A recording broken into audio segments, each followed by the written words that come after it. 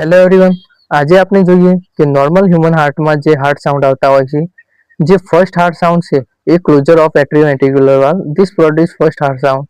જે atrioventricular valve છે એ close થવાથી જે હાર્ટ સાઉન્ડ આવતો હોય છે જે ફર્સ્ટ હાર્ટ સાઉન્ડ કહેવાય છે.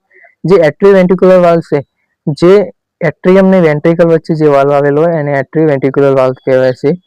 જે એટ્રીયોવેન્ટ્રિક્યુલર વાલ્વ ક્લોઝ થવાથી જે લબ અવાજ આવતો હોય છે જેને ફર્સ્ટ હાર્ટ સાઉન્ડ કહેવાય છે.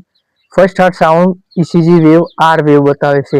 જે ફર્સ્ટ હાર્ટ સાઉન્ડ છે એ જે એટ્રીયોવેન્ટ્રિક્યુલર વાલ્વ છે ક્લોઝ થવાથી જે ઇસીજી માં આર વેવ બતાવે છે. Second heart sound closure of seminal valve this produce second heart sound. જે સેમિનલ વાલ્વ છે એ ક્લોઝ થવાથી જે હાર્ટ સાઉન્ડ આવતો હોય છે જેને સેકન્ડ હાર્ટ સાઉન્ડ કહેવાય છે. જે સેમિનુલર વાલ્વ છે એ ક્લોઝ થવાથી ડબ અવાજ આવતો હોય છે જે ઇસીજી માં ટી વેવ બતાવે છે. સેમિનુલર વાલ્વ શું છે?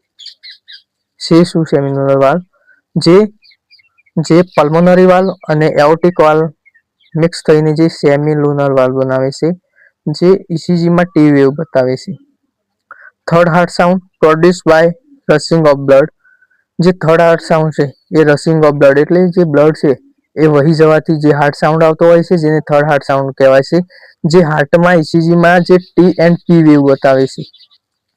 Fourth heart sound produce by contraction of atrio મસ્ક્યુલેટર.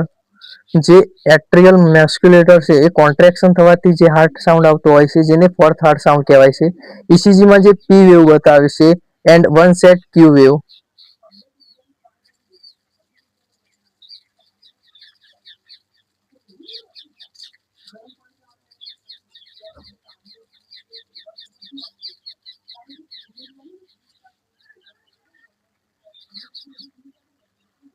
Thank you so much.